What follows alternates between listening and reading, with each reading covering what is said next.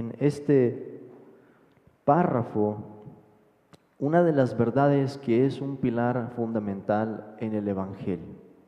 Ese reconocimiento de que nuestras buenas obras, o como dice el párrafo, nuestras mejores obras, o sea, el mejor esfuerzo que podamos hacer, el esfuerzo más alto, el esfuerzo más bueno, no puede ganar el perdón de Dios ni la vida eterna.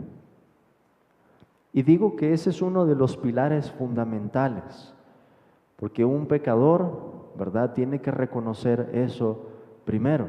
Como lo dijo el Señor, los sanos no tienen necesidad de médico, sino los enfermos.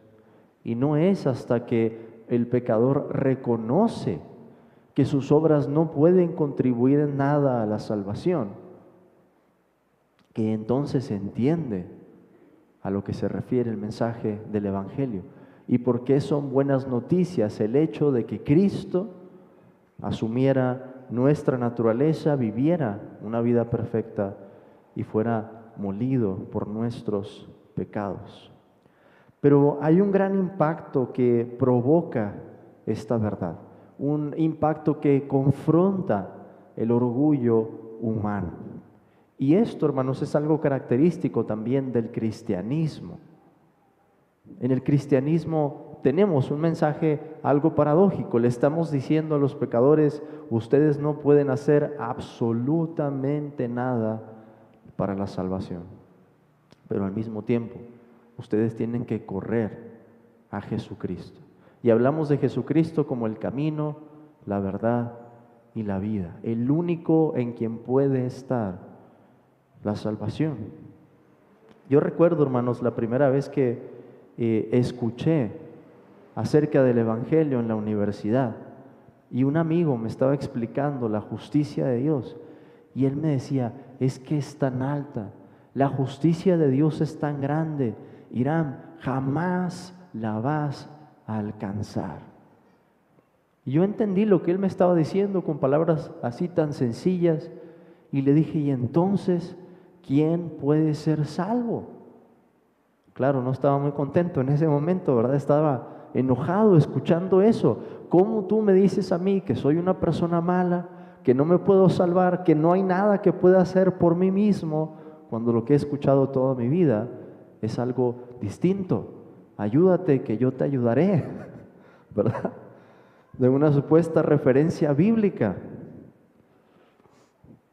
Hermanos, es esta la verdad que prepara el corazón para que recibamos el Evangelio, podamos entenderlo, podamos abrazarlo. Y es una verdad que defendieron celosamente los redactores de esta confesión. Si lo ven, de hecho, hay una relación entre este párrafo y el anterior, cuando se hablaba de la máxima obediencia posible y cómo nuestras obras se quedan muy lejos de hacer más de lo que Dios requiere. Al contrario, nos dice el párrafo anterior, ni siquiera podemos hacer lo que Dios requiere.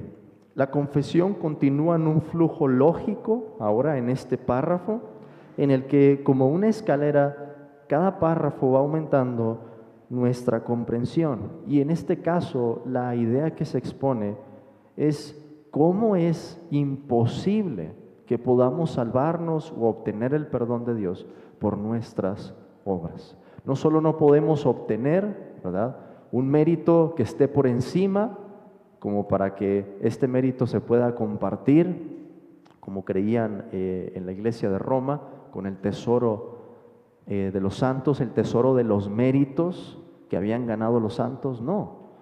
No solo eso es verdad, sino que nadie puede por sus propias obras obtener la salvación. Ahora, la verdad básica que encontramos en este párrafo se nos dice de muchas maneras en las Escrituras. Quiero que consideremos dos formas antes de pasar al párrafo como tal.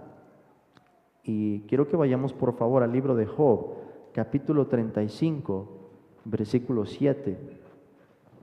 Job 35, 7.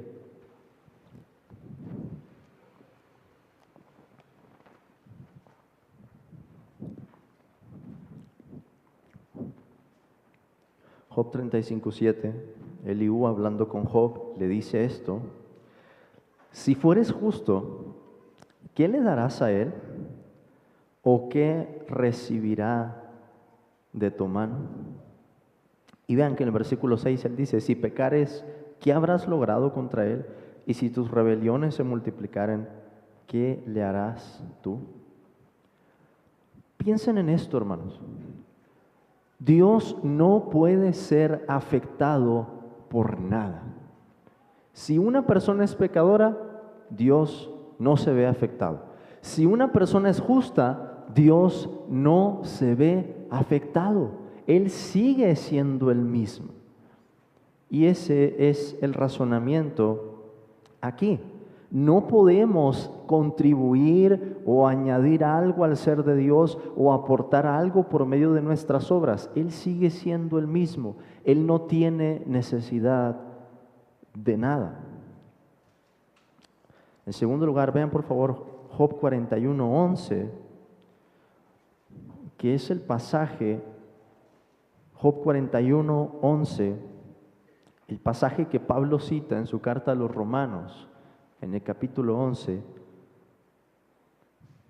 en donde el Señor le dice a Job: ¿quién me ha dado a mí primero para que yo restituya? Todo lo que hay debajo del cielo es mío.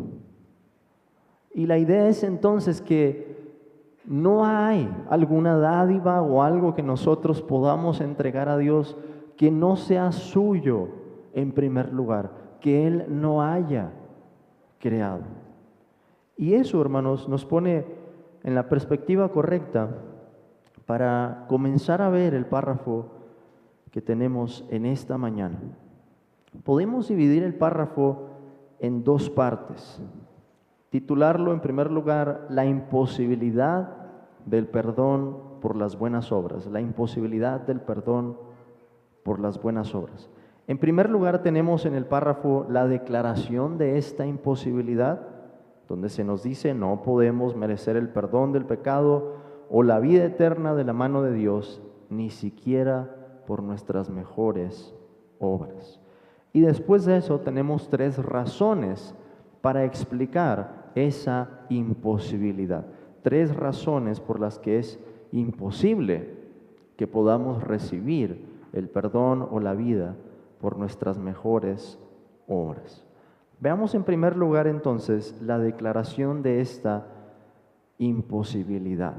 La confesión comienza diciendo: no podemos merecer el perdón del pecado o la vida eterna, ni siquiera por nuestras mejores obras. Yo les decía hace un momento la confrontación que viene en primer lugar cuando escuchamos el Evangelio y que incluye la sanción que la ley de Dios hace contra nosotros. La ley de Dios demanda una obediencia perfecta. Y todo aquello que no sea una obediencia perfecta es algo para lo que el rigor de la ley está dispuesto a castigar. Pero nosotros, hermanos, no solo decimos que no tenemos una obediencia perfecta, sino que nuestras vidas están llenas de transgresiones. Ahora, noten cuál es el fundamento teológico que hace la confesión para hacer esa declaración. Aquí tenemos tres razones para explicar por qué es imposible que podamos ser salvos por nuestras obras. Y voy a resumirlas en otras palabras para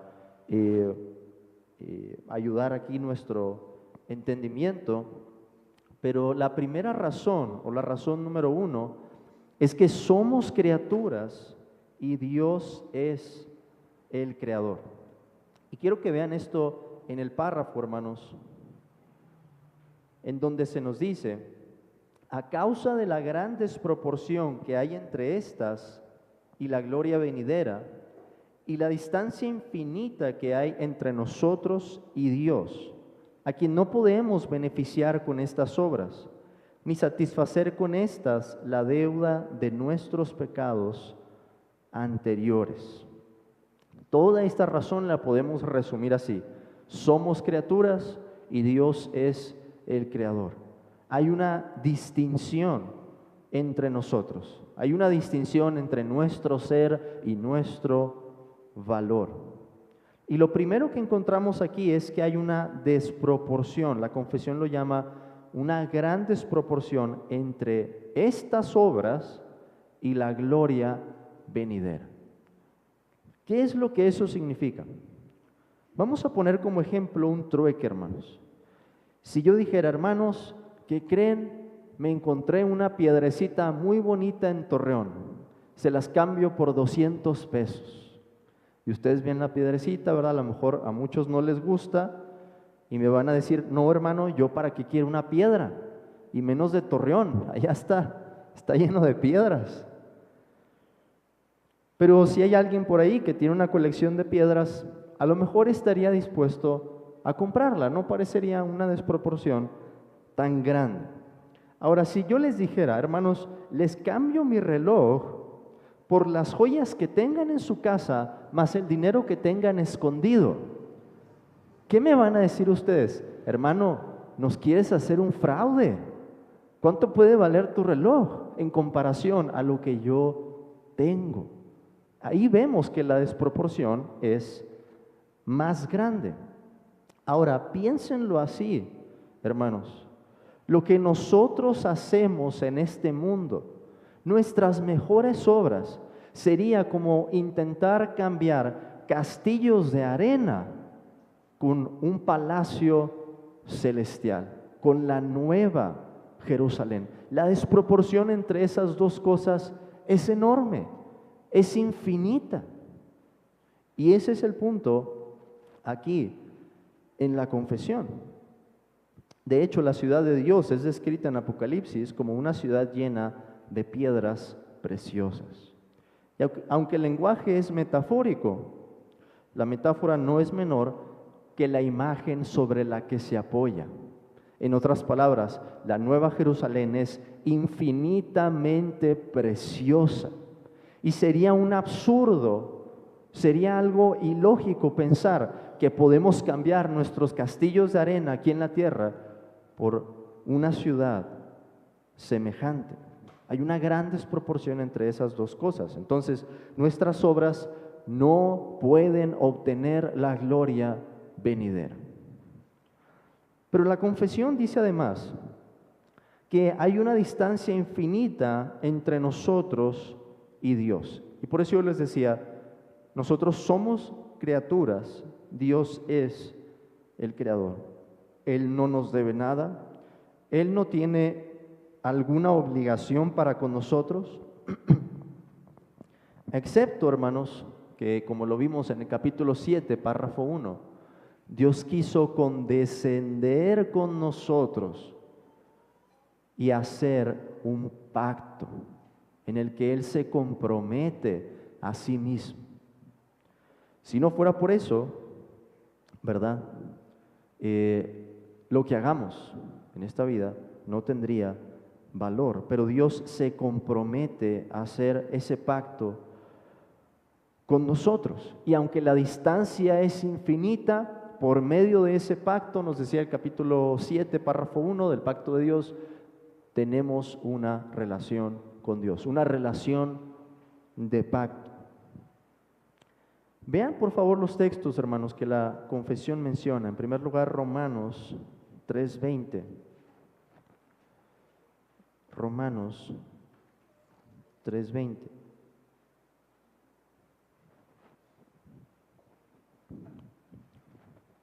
La confesión nos dice, ya que por las obras de la ley, ningún ser humano será justificado delante de él, porque por medio de la ley es el conocimiento del pecado. El apóstol Pablo habla en esos primeros 3 capítulos de cómo tanto judíos como gentiles estamos condenados por la ley de Dios. Aún los que no habían recibido la revelación especial, aún los que nunca habían oído de Moisés ni de los profetas, el apóstol Pablo nos dice, a través de la revelación general, a través de la creación que Dios ha hecho, todos sabemos que hay un solo Dios, que es digno de adoración y gloria. Pero ¿qué hemos hecho? Hemos cambiado, dice Pablo, la gloria del Dios incorruptible en semejanza de hombre corruptible, de animales, y encontramos esa lista de pecados en el capítulo 1. Pablo termina su conclusión en el capítulo 3, aquí diciendo, por las obras de la ley. Las obras de la ley es todo lo que Dios demanda en su ley. Lo demanda para judíos y lo demanda también para los gentiles. Pablo deja eso en claro en el capítulo 2 cuando dice que Dios ha puesto la obra de esa ley en nuestros corazones. Pues por esa misma ley, Pablo nos está diciendo, ningún ser humano, ni judío, ni gentil, será justificado delante de Dios. En otras palabras, ese no es el camino. Y ese es el punto de la confesión aquí. Es imposible, hermanos, que podamos salvarnos aún por nuestras mejores obras. Además, se nos cita Efesios capítulo 2, versículos 8 y 9. Efesios 2, 8 y 9. Textos bien conocidos, el apóstol nos dice, porque por gracia sois salvos por medio de la fe, y esto no de vosotros, pues es don de Dios, no por obras, para que nadie se gloríe. Esos dos principios, entonces, se oponen en la justificación. O la justificación es por las obras, o la justificación es por la gracia de Dios. Y nosotros no podemos alcanzarla por las obras.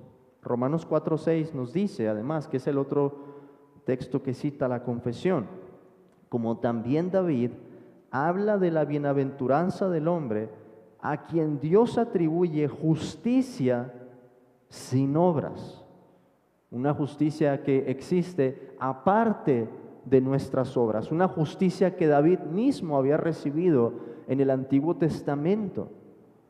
Y estamos hablando, hermanos, de un hombre que era conforme al corazón de Dios. Entonces, ni aun las mejores obras de David podían contribuir ni un ápice a la salvación. Y ese es el punto de la confesión de nueva cuenta. Ni aun nuestras mejores obras pueden contribuir para el perdón o para obtener la vida eterna. Pero vemos que esto se basa entonces, según esta primera razón, en que nosotros somos criaturas y Dios es el creador. Pasemos ahora a la segunda razón, hermanos, que encontramos aquí. ¿Por qué es imposible que merezcamos el perdón o la vida eterna por nuestras mejores obras? La razón número 2 la podemos resumir así, porque somos inútiles y es el Espíritu el que produce buenas obras. Nos dice la confesión.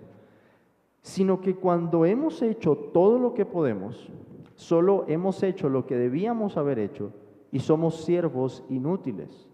Y tampoco podemos merecer el perdón del pecado o la vida eterna por nuestras mejores obras, porque las buenas obras son buenas en la medida en que proceden de su Espíritu. La confesión comienza esta segunda razón aludiendo a Lucas 17:10, ese pasaje donde obtenemos la frase siervos inútiles. Y es el pasaje que se había citado en el párrafo anterior, al menos uno de ellos. Pero detengámonos en esta consideración acerca del Espíritu. Ya habíamos visto en el párrafo 3 que la fuente de las buenas obras es el Espíritu de Dios. Ahora, la confesión hace una diferencia importante aquí. En la medida en que esas obras proceden del Espíritu, son buenas y le pertenecen a Él. O sea, piénsenlo de esta manera. ¿Por qué estaría mal jactarnos de una buena obra? En el caso de un creyente, de una buena obra realizada por un creyente. Porque el mérito no es nuestro, hermanos. Porque el que produjo ese deseo, el impulso y la consecución de esa obra es el Espíritu Santo. Sería estarle robando la gloria al Espíritu que produjo el deseo y la voluntad para poder completar esa obra. Y ese es el punto aquí.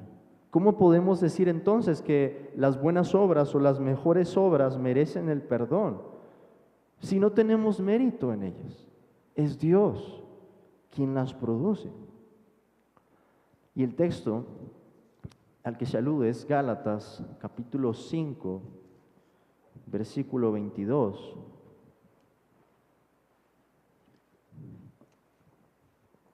Gálatas 5, 22, en donde el apóstol dice: mas el fruto del Espíritu es amor, gozo, paz, paciencia, benignidad, bondad, fe, mansedumbre, templanza. Contra tales cosas no hay ley. ¿Quién es el que produce ese fruto? El apóstol dice: el Espíritu. Es el Espíritu.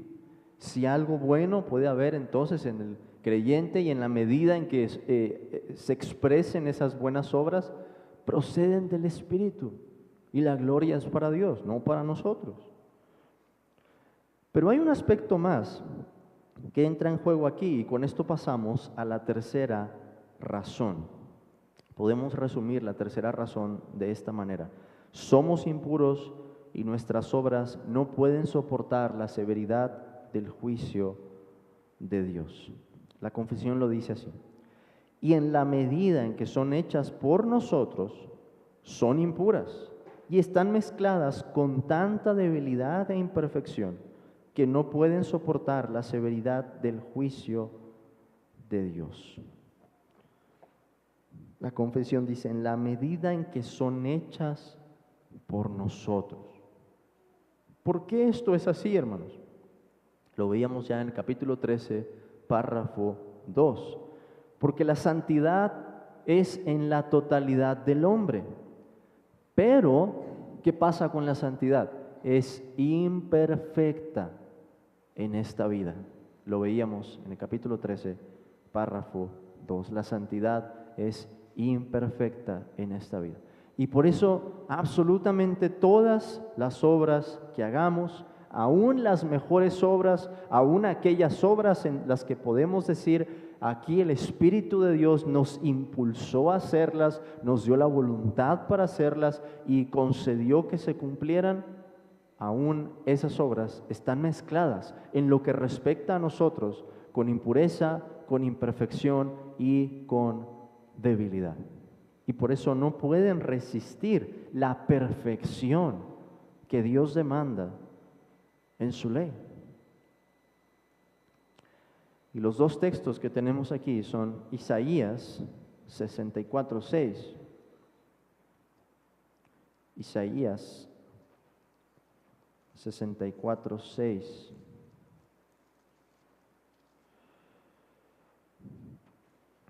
Donde el profeta dice: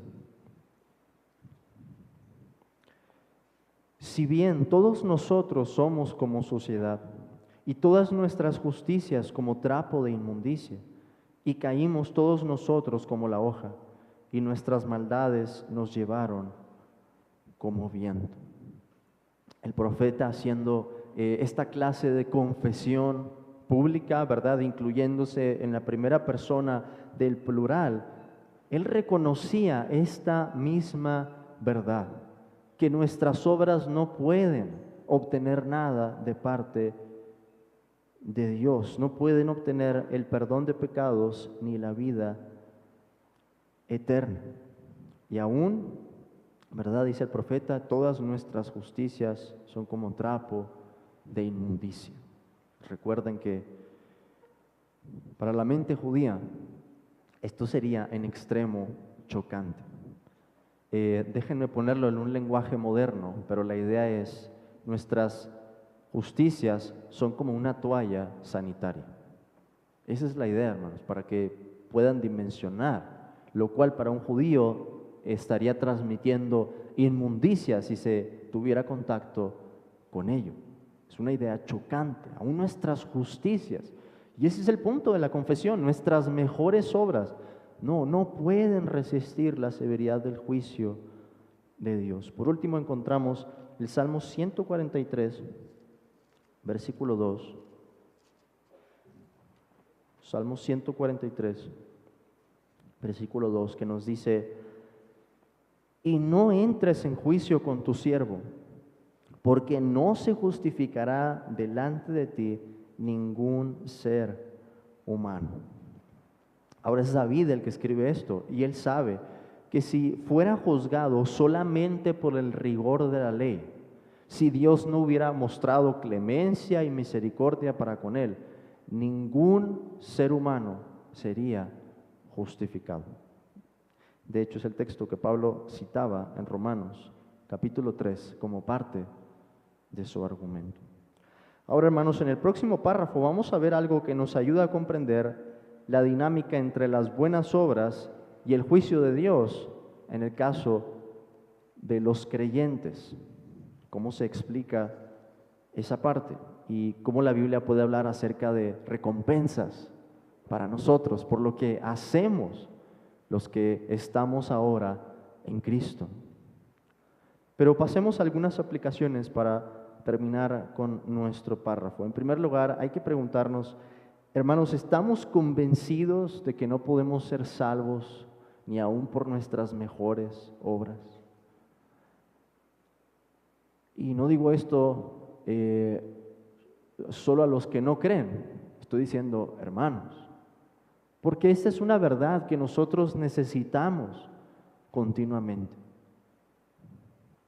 A menudo, hermanos, cuando el Señor, ¿verdad?, nos permite hacer alguna buena obra, somos susceptibles a caer en orgullo, a sentir jactancia, a pensar que somos mejores que otros, a que la diferencia la ha marcado la forma en que nosotros hemos aprovechado la gracia de Dios, en que hemos sido diligentes. Y hay que volver de nuevo a esta verdad y decir, Señor, si mis buenas obras no pueden contribuir nada, eres tú el que produce esto. Estas cosas no vienen de mí. En segundo lugar, hermanos, arrepintámonos por las veces en que hemos confiado en nuestras obras o hemos tenido orgullo por las mismas. La parábola del publicano y aquel hombre judío que estaba orando en el templo, en ese sentido es también para nosotros, hermanos, para que no caigamos en el mismo tipo de actitud, diciendo, Dios, orando con nosotros mismos, yo no soy como aquel hombre. Doy mis diezmos, hago mis ofrendas, asisto a la iglesia. Hay que arrepentirnos por ese tipo de actitud. En tercer lugar, reconozcamos la gran debilidad e imperfección de la que están rodeadas nuestras obras. Y esta parte tiene implicaciones, hermanos, para la forma en que pensamos en nosotros, pero también para la forma en que pensamos en nuestros hermanos. Porque esto debe ser una realidad que lleve a tratarnos con amor y con respeto, no con juicio. Una realidad que debe de llevarnos a pensar cuando vemos la obediencia de algún hermano y notamos que la obediencia es imperfecta, notamos que la obediencia es débil, para no juzgar con severidad, para poder alabar a Dios, hermanos, y decir, Señor, eres tú el que produce ese buen sentir en mis hermanos, ese deseo por las buenas obras. Porque somos re buenos, hermanos, para tomar la verdad como un pretexto para juzgar a otros y dejamos de ver la viga que hay en nuestro ojo. Es por eso que Cristo enseñó acerca de eso, el hombre que tenía la viga en su ojo y aquel otro hombre que tenía paja en el suyo. Y resulta que eso se lo dijo el Señor a sus discípulos, no a los que estaban fuera, no a los que no pertenecían a la iglesia de Cristo, sino a los que profesaban estar dentro, a los que profesaban conocerlo. Y esta realidad entonces, como les digo, nos permite entender cómo aún en los mejores hombres la mayor demostración de obediencia puede estar mezclada con impureza y con mucha imperfección. Por dar un ejemplo, para no alargarme más aquí, pero Lutero, el gran Lutero, ¿saben en qué momento situaba él su conversión? Alguien puede decirme, hermano, fue cuando leyó Romanos capítulo 1 y entendió la justificación, porque en uno de sus escritos dice eso. Pero en realidad, por lo que han demostrado algunos, en su mayor parte, Lutero situaba su conversión en su bautismo. Lo que hace al hablar de Romanos 1 es conectar su experiencia con la de Agustín. Agustín se convirtió leyendo Romanos capítulo 13. Pero Lutero situaba, hermanos, su conversión en el bautismo. Y adivinen cuándo fue bautizado. Cuando era un bebé. Cuando era un bebé. Entonces, aún en los mejores hombres, en los hombres que más respetamos, en los mayores teólogos, en la rica herencia que Dios nos ha dado en la historia, sus vidas están mezcladas con mucha imperfección y con debilidad. Y ese, hermanos, es también nuestro caso. Y hay que reconocerlo así. Por último, miremos de nuevo por la fe a nuestro Señor Jesucristo como el único camino al Padre. Y esa es la lección implícita de nuestro párrafo. Si no podemos ser salvos por nuestras obras, si no podemos merecer el perdón de Dios, aún por nuestras mejores obras, ¿qué nos queda? La hermosa noticia, la gran noticia, el camino que Dios ha abierto por la sangre de su Hijo Jesucristo. Amén, hermanos.